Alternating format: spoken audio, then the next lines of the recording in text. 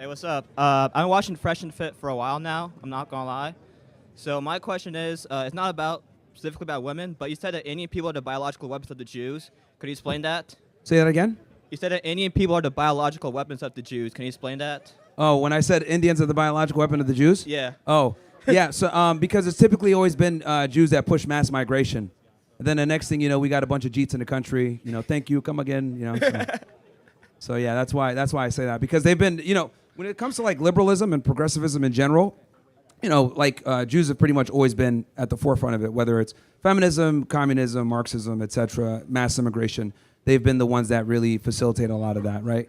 So now my thing when it comes to immigration is like, look, if you have a skill set that we can't easily replace here, then I understand.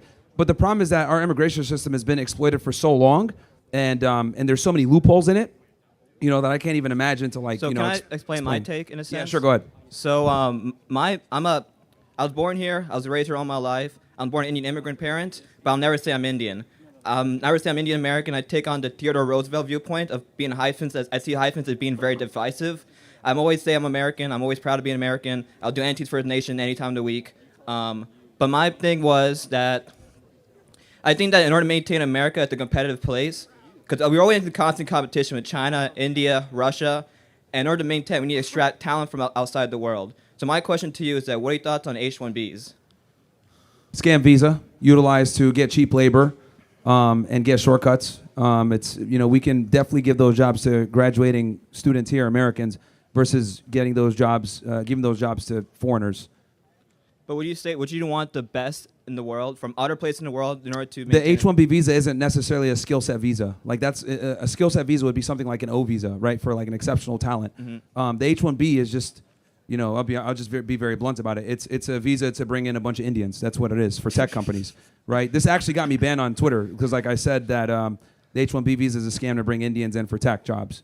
And Elon Musk is a bitch, so he ended up like fucking taking my blue check away. But it's the truth, man. It's a visa that's been exploited for a very long time. F1 visas also get exploited all the time. Someone will sign up for like some language school, never show up to classes, just use it to get into the country. So our entire immigration system is getting exploited in so many different ways. So my one last question. Everyone said that Indian people smell bad, and I try my hardest not to. I put deodorant on. I shower like twice a day. Nice. I try my hardest, not gonna lie. So Yes, WG. WG, thanks baby. so much. I'll see you later. No worries, man. Hello, Myron. Yo, what's up, man? So, I'm going to make a very bold claim, and I want you to know what you think of it, okay? I think, for better or worse, Bibi Netanyahu is a great man of 21st century history. Okay. Why do you think so? Let's hold the booing.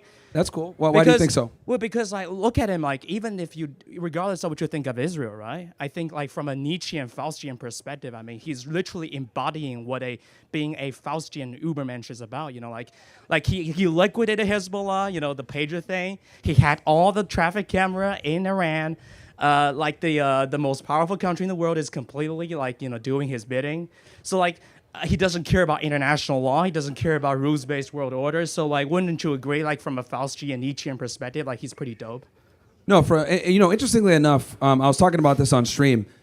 The Israelis have probably one of the best intelligence services in the world. Yeah. And you can make the argument that they're even better than the CIA because the Israelis don't have the same red tape that the CIA has. They can do all kinds of crazy stuff. Yeah.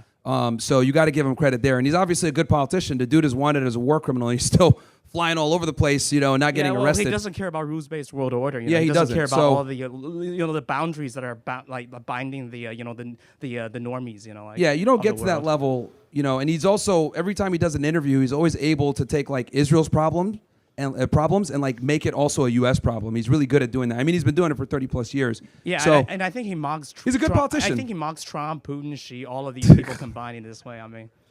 He's definitely a good politician, but the guy's a criminal and obviously has a lot of blood on his hands. Yeah, but from a Faustian perspective, it is kind of dope. You can make that argument. Yeah, sure. Thank you. No worries.